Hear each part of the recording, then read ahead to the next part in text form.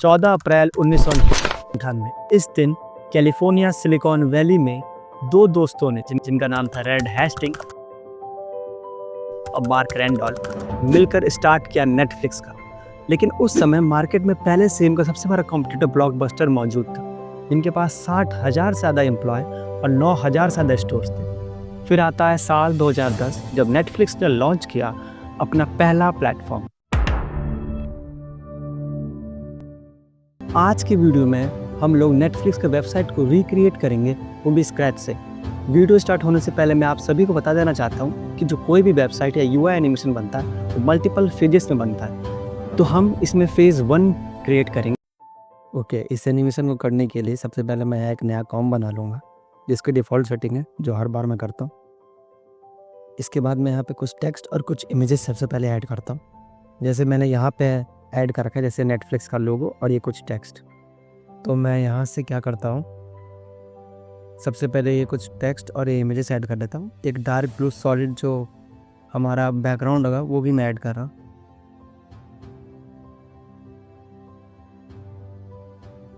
इतना मैंने यहाँ पे ऐड कर लिया।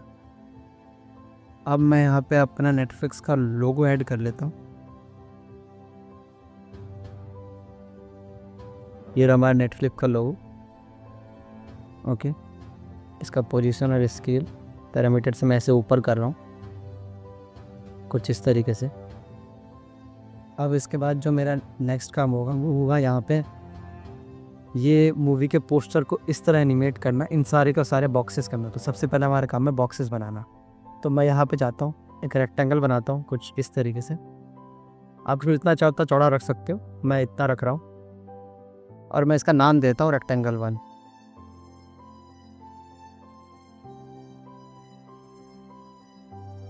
नाउ मैं इसका एंकर पॉइंट सेंटर करने के लिए जो हमारा शॉर्टकट है ऑल्ट कंट्रोल और होम, और मैं इसकी 4 कॉपी ले रहा हूँ कंट्रोल डी करके, और पोजीशन पैरामीटर से इसे एक दूसरे से थोड़ा थोड़ा डिस्टेंस पे रख रहा हूँ।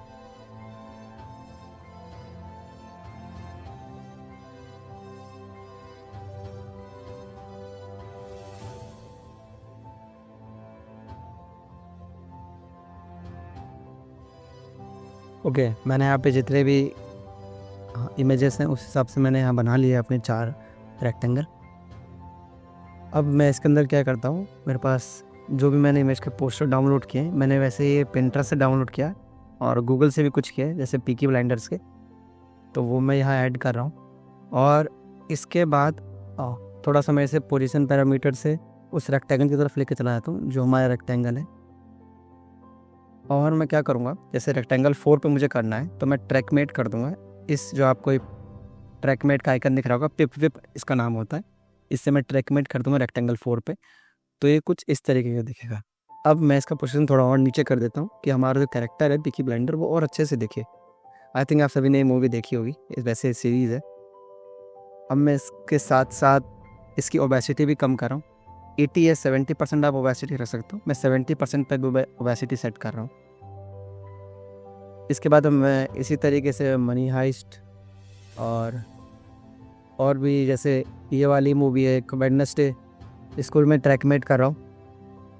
आई थिंक 1 सेकेंड, ट्रैकमेट कर देता हूँ मैं 3rd के साथ, और मनी हाइस्ट में मैं पोजीशन पैरामीटर से थोड़ा सा इसे साइड कर देता हूँ कुछ इस तरीके से। रेक्टेंगल 2 और 1, तो मैं रेक्टेंगल ये हमारा डाउनलोड इमेज है, मैं इसको पोजीशन पैरामीटर से 1 के पास लेके जाता हूँ और इसके बाद इसको ट्रैकमेट कर देता हूँ 1 से। एक लास्ट में यूज़ कर रहा हूँ स्ट्रेंजर थिंग्स। ये सब फेमस मूवीज़, आप सभी ने ये सारी मूवीज़ आई थिंक देखी ही होगी। और मैंने इन सभी को ट्रैकमेट कर दिया है रेक्टेंगल से सारे के सारे, और मैं इन सभी में ओबेसिटी 70% रख रहा हूँ कि बाद में जब हम टेक्स्ट लगाए वो सही से विजुलाइज हो जाए।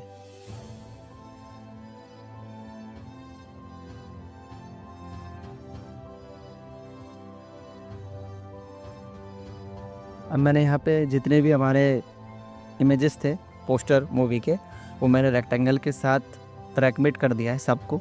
अब जो हमारा नेक्स्ट काम है वो रेक्टेंगल को स्केल पैरामीटर में हमें एक्सपेंड और कोलैप्स करना है।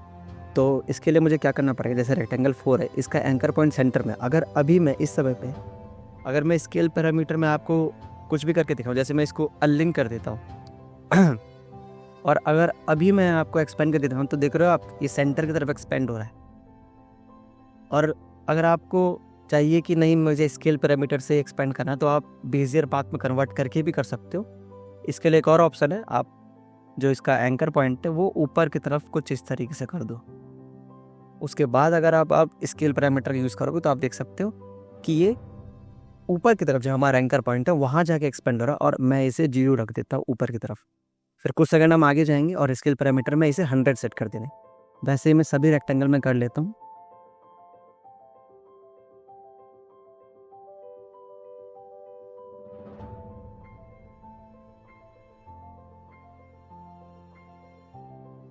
ओके, मैंने सारे रेक्टेंगल का एंकर पॉइंट जैसे अपर साइड कर दिया है। इन सभी में स्केल पैरामीटर का यूज़ कर रहा हूँ और इन सभी का जो वर्टिकल शेप में मैं इन सभी को 0 कर देता हूँ। अब मैं टाइम फ्रेम में क्या करूँगा, तीसरे सेकंड पे जाऊँगा, कुछ ज़्यादा ही जूम कर दिया मैं आई थिंक मैंने। और सबसे पहले मैं यहाँ पे स्केल पैरामीटर ऑन कर रहा हूँ और तीसरे सेकंड पे मैं जाके मैं इसे 100 कर देता हूँ फिर से सभी को।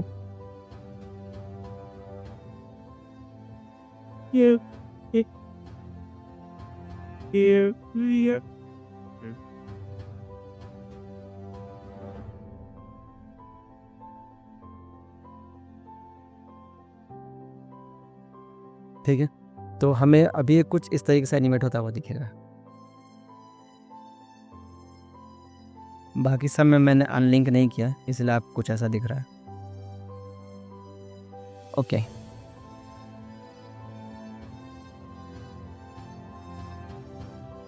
एक सेकंड।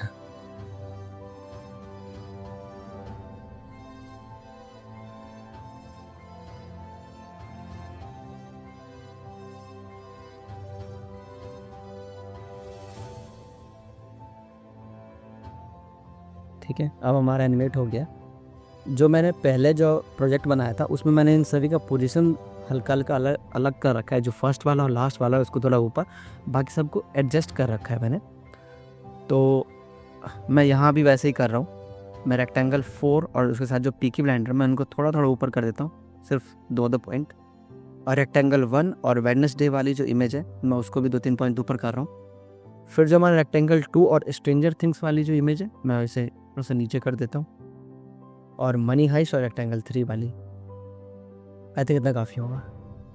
अब आपको एनिमेशन यहाँ पे थोड़ा स्लो लग रहा होगा, तो कुछ नहीं, हमें इन सभी को सेलेक्ट करना है, F9 प्रेस करना है ईजी ईज के लिए, या तो आप यहाँ पर राइट क्लिक करोगे की फ्रेम असिस्टेंट और ईजी ईज हो जाएगा। अब यहाँ से आप स्पीड ग्राफ से इसे स्पीड दे सकते हो कि ये ज़्यादा एनिमेट हो। अरे इतना काफ़ी होगा।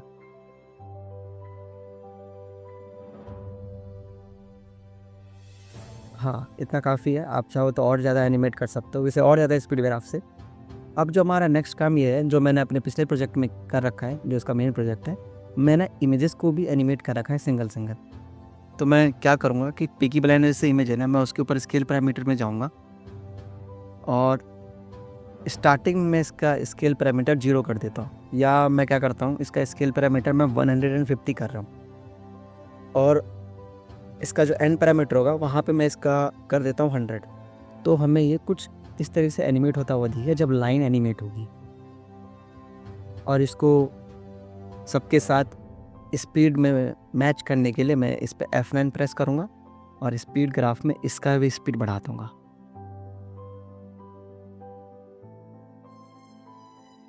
तुम्हारा कुछ इस तरह का एनिमेशन दिखेगा। अब मैं यही सेम काम बाकी के इमेजेस पे भी कर देता हूँ। सेम मैं यहाँ स्केल पैरामीटर लगाऊंगा और इसका 100 रखूँगा। फिर मैं बैक जाऊँगा और यहाँ पे आके मैं 150 कर दूँगा। आप चाहो तो किसी और तरीके भी लगा सकते हो, जैसे स्केल पे मैं यहाँ पे स्टार्टिंग में क्या करता हूँ कि मैं यहाँ कर देता हूँ 90 कर देता हूँ या 150 कर देता हूँ। यहाँ पे मैं 100 कर देता हूँ और आगे चल के मैं इसे 150 कर देता हूँ, तो कुछ आपको जूम होता हुआ दिखेगा। फिर मैं सेम पोजीशन पैरामीटर लगाऊंगा और यहाँ पे मैं पोजीशन पैरामीटर थोड़ा नीचे कर देता हूँ। फिर मैं बैक जाऊँगा और पोजीशन पैरामीटर थोड़ा ऊपर कर दूँगा। फिर मैं इस पर भी स्केल पैरामीटर में जाऊँगा और सेम इस पर 150 और फिर यहाँ पे 100। ये टोटली आपके ऊपर डिपेंड करता है कि आप किस तरीके से एनिमेशन अप्लाई करना चाहते हो। तो हमारे सारे के सारे इमेज मैंने एनिमेट कर दिए। अब जो कुछ इमेज हमने F9 प्रेस नहीं किया था, इजी ईज करने के लिए मैं इन सभी को सेलेक्ट करूँगा और F9 प्रेस कर दूँगा। बाकी मैं अभी इनको स्पीड ग्राफ से स्पीड नहीं दे रहा हूँ। ओके, हमारा यहाँ पर जो पहला स्टेप था वो काम हमारा ख़त्म हुआ। अब हम चलते हैं इस पर क्लिक करने से लेकर इसको एक्सपेंड करके जो भी हम पोस्टर सेलेक्ट करें, अगर वेडनेसडे वाला करेंगे तो हम कुछ इस तरीके से बनाएंगे एनिमेशन। ऐसे करके ये सिलेक्ट होगा, फिर वेडनेसडे का सीरीज़ का नाम, उसका डिस्क्रिप्शन और वॉच और लेटर का 2 बटन क्लिक होने के लिए आएगा। तो यहाँ पे मैं अब जो चाहूँ वो पोस्टर सेलेक्ट करो और फिर उसके बाद उस पर स्केल पैरामीटर सब हम आगे का काम शुरू करेंगे। ओके, अब हमारा ये काम है कि हम ये जो वेडनेसडे की इमेज है इसको हम इंक्रीज़ करें और फिर यहाँ पे मूवी का नेम, डिस्क्रिप्शन और बटन लगाएं। अब आप में से कुछ लोग बोलेंगे यहाँ पहले कोई और इमेज थी, तूने वेडनेसडे की इमेज लगा दी। तो भाई देखो, स्ट्रेंजर थिंग्स की जो इमेज थी ना, जो यहाँ पहले लगी हुई थी, वो वर्टिकल फॉर्मेट में थी, जो 1920x1080p में अगर मैं जूम करता उसे तो वो पूरे स्क्रीन पर नहीं हो पाता और इमेज एक्सपेंड हो जाता बहुत ज़्यादा, तो आपको फटी फटी सी इमेज दिखती। और जो वेडनेसडे की इमेज है वो 1920x1080p मतलब ये हॉरिजॉन्टल फॉर्मेट में जो इस स्क्रीन पे एकदम अच्छा फिट होता है, इसलिए मैंने यहाँ पे वेडनेसडे की इमेज लगाई है।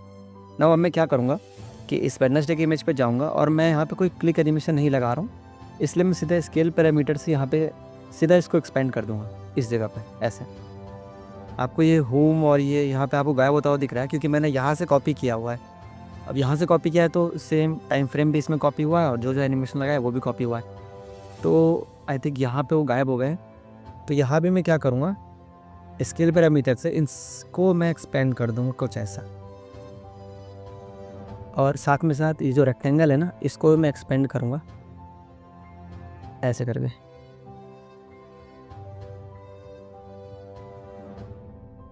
और ऊपर हाँ, आई थिंक इतना काफ़ी होगा। और ये जो इमेज को मैंने कुछ ज़्यादा एक्सपेंड कर दिया इसको थोड़ा सा कम कर दूँगा मैं, इतना काफ़ी होगा। हम लोग एक बार हम देख लेते हैं कैसा बना है इमेज।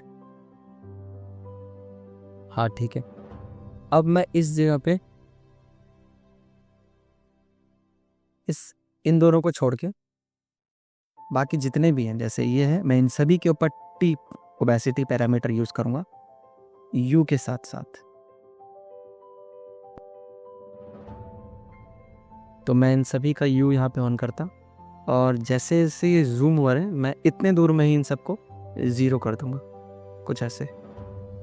सेम इसी तरीके से मैं यहाँ पे टी ऑन करता हूँ और यहाँ पे मैं इसे कर दूँगा 0 और बैक करके यहाँ मैं इसे कर दूँगा 70। तो आपको कुछ ऐसा दिखेगा। नो मैं सेम मनी हाइस्ट वाले को भी टी यूज़ करूँगा और यहाँ मैं कर दूँगा इसको 70, आगे बढ़ा के मैं यहाँ कर दूँगा इसे 0। अब हमारा सब कुछ गायब हो गया। और नेटफ्लिक्स का जो ऊपर जो लोगो है ना आप उसे भी हटा सकते हो, मैं नहीं हटा रहा इसमें। और ये होम, मूवी और लिस्ट, इसका जो अगर मैं टी ऑन करके दिखाऊँ तो वो यहाँ पे हो रहे, तो मैंने थोड़ा थोड़ा पीछे कर देता हूँ इतना। सेम इसमें भी टी और इन दोनों को भी मैं यहाँ कर देता हूँ और इसमें भी टी, इन दोनों को भी मैं यहाँ कर देता हूँ। ठीक है, अब मैं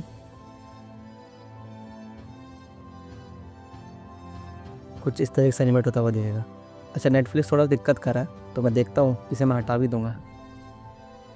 एक और चीज़ जो हमें करना है यहाँ पे, जो हमारे स्केल पैरामीटर है इन दोनों पे हमें F9 से स्पीड रैम का यूज़ करके इसका स्पीड इंक्रीज़ करना होगा क्योंकि ये बहुत ज़्यादा स्लो हो रहा है। तो मैंने इसका फुल स्पीड पे कर दिया मैंने तो इसे।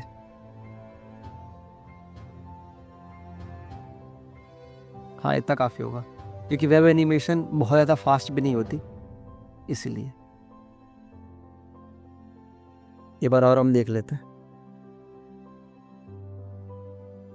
हाँ, आई थिंक इतना काफ़ी है। अगर आपको कोई भी दिक्कत हो तो आपको व्हाट्सएप पे हमने लिंक दे रखा कम्युनिटी का, आप उस पर जाके हमसे पूछ सकते हो। और आपको इस पर किसी भी चीज़ का दिक्कत हो रहा हो या आपको कोई भी असेट्स चाहिए हो तो। अब जो हमारा नेक्स्ट काम है वो है ये वेडनेसडे का नाम, डिस्क्रिप्शन और ये 2 बटन ऐड करना। उससे पहले जो मैंने एक और काम कर रखा है इसमें, आपको यहाँ पे मैं एक चीज़ दिखाता हूँ, एक सेकेंड। ये रेक्टेंगल 30 नाम से, मैं इसे Ctrl+C करता हूँ और यहाँ आके बार Ctrl+V करके दिखाता हूँ आपको। ये है क्या, ये मैंने ना फिग्मा में बना रखा है। तो ये क्या करता है, आप देखो, आपको दिख रहा होगा कुछ, ये स्क्रीन को ब्लैक कर रहा है। एक तरीके से नहीं, लेयर ब्लर है। ये ब्लैक कलर के सॉलिड है, इसके ऊपर मैंने लेयर ब्लर अप्लाई कर रखा है फिग्मा में। तो ये क्या करेगा कि जो भी हम टेक्स्ट या डिस्क्रिप्शन ऐड करेंगे ना, वो वाइट में रहेगा, तो ब्लैक पे वाइट ज़्यादा अच्छा दिखता है, अच्छा कॉन्ट्रास्ट कलर आता है, इसलिए मैंने यहाँ पे ऐड किया है ना। जैसे ही फुल एक्सपेंड हो जाएगा, इसी वक्त पे हम क्या करेंगे कि इन सबको ऐड कर देंगे। तो मैं इसे लिख नहीं रहा हूँ, ये बहुत ईजी है। हाँ, इस पर जो मैं एनिमेशन अप्लाई करूँगा वो आपको ज़रूर दिखा दूँगा। तो मैं आपको एक दिखाई देता हूँ। जैसे मैं यहाँ पे टेक्स्ट ऐड करूँगा, न्यू पे जाके टेक्स्ट, और वेडनेसडे में लिखता हूँ यहाँ पे। ये संसार मेरा नाम गलत लिख दिया मैंने। अब मैं इसे वाइट कर रहा हूँ और ऑल्ट कंट्रोल रूम से इसका एंकर पॉइंट सेंटर कर देता। Wednesday, WEDNESDAY। नाउ मैं इसका स्केल पैरामीटर प्रेस करूँगा और इसे मैं कर दूँगा 200। अब जो मैंने इस पर एनिमेशन अप्लाई किया है वो एक बार आप देख लो, वो आपके लिए ज़रूरी है सीखना, क्योंकि अगर आप काइनेटिक टेक्स्ट एनिमेशन कभी भी अपने प्रोजेक्ट में यूज़ करना चाहो तो ये वाला यूज़ कर सकते हो।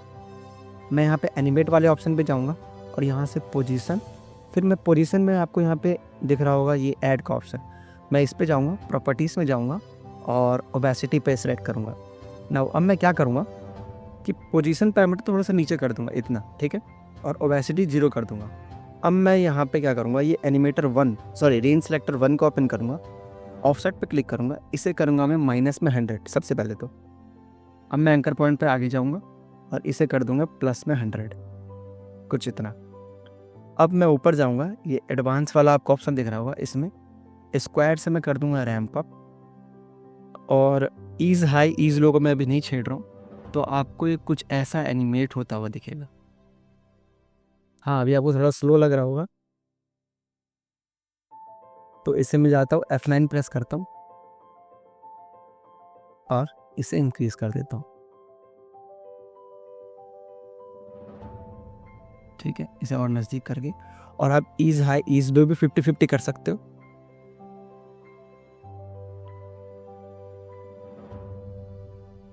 ना अब हमारा एनिमेशन तो आप समझ गए होंगे, मैंने इस तरीके से बाकी टेक्स्ट एनिमेट किया हुआ है। सेम मैंने क्या किया है, जो उससे मैंने डिस्क्रिप्शन ऐड किया, तो मैंने उसके अंदर यहाँ जो आपको रैम्प अप दिख रहा है, आपको कैरेक्टर दिख रहा है ना, बेस्ड ऑन कैरेक्टर, तो यहाँ पे हमारा सिंगल कैरेक्टर एनिमेट हो रहा है। तो मैंने जब ये वाला डिस्क्रिप्शन ऐड किया, ये वाला बीच में जो मैंने लिखा है बहुत सारा लाइन, तो मैंने यहाँ पे कैरेक्टर को कर दिया मैंने लाइन वाइज, तो ये लाइन वाइज एनिमेट होगा। आप एक बार देखो, ये देखो, ये लाइन वाइज एनिमेट हो रहा है, लाइक, जबकि ऊपर वाला जो कैरेक्टर वाइज एनिमेट हो रहा। और बाकी जो ये बटन्स है, मैंने इस पर सिंपल, मैं आपको दिखा दूँ एक बार, इस पर सिंपल मैंने पोजीशन और ओबेसिटी पैरामीटर से पहले इसे नीचे किया डाउन, ओबेसिटी 0, फिर मैं ऊपर किया अप साइड में और ओबेसिटी पैरामीटर मैंने 100 कर दिया।